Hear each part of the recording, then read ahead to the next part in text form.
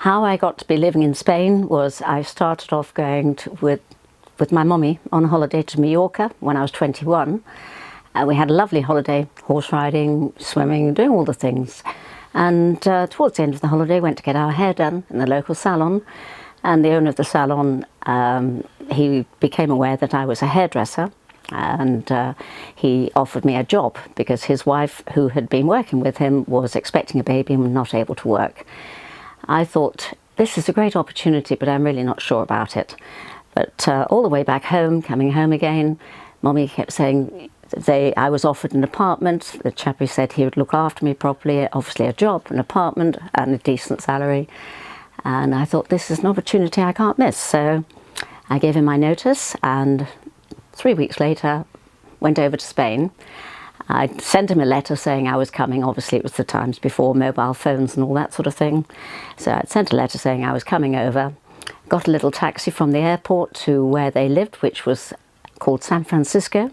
It was a one-street town, houses both sides, and everybody used to sit out on the road watching their TV because it was too hot to be inside. But there was only about 20 houses there in San Francisco. Arrived and didn't know which one to go to, but knocked on doors, and the chap came eventually, and he said, well, I didn't know you were coming. I said, well, I sent a letter 2 weeks ago. Oh, it hadn't arrived yet. And I thought, oh no, and I was nearly in tears, you can imagine. But he just said, okay, don't worry, we'll put you into, we have an apartment to spare one here, so they let me stay there. And I was hairdressing with him during the day. His brother owned the local riding stables, so I used to sell tickets for the rides at night and take all the tourists out on jaunts out to the caves with the sangria in the caves and all this sort of thing. So I would work from 9 in the morning, 3 hours off every lunchtime until 8 in the evening, and then 9 o'clock in the evening I'd take the evening ride, which normally got back about 11:30 at night. And I was absolutely in my element. It was a great time. And there, whilst I was there for 2 years, and that's where I met my future husband, who was Spanish, lovely boy. But he kept asking me out, and I kept saying no chance. He said, come and see, he was in a band at the time, come and see me play in the disco. I said, yes, I'm sorry, I don't do discos and things. Oh, what do you do in the evening? I said, I ride horses. I said, can you ride? Yes, said he. I thought, right, okay, we'll see. So I took him out. I was on a stallion that I always rode that hated men, so it was absolutely fine. And there was La Yegua, they called her, which is the mare, and she was inseparable from the stallion.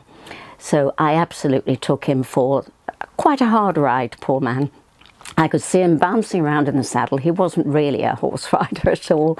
He'd been on horses a few times, but not much. And took him through some orchards, and he was nearly knocked off with the trees and all this sort of thing, but not one complaint, never a complaint. So I thought, right, this chappie, yeah, there's something to him, definitely.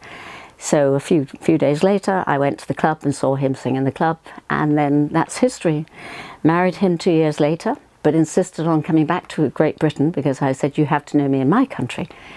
And we got married over here in Great Britain, and then I went back to Spain, travelled with him with the band, travelled all over the world, had a wonderful life.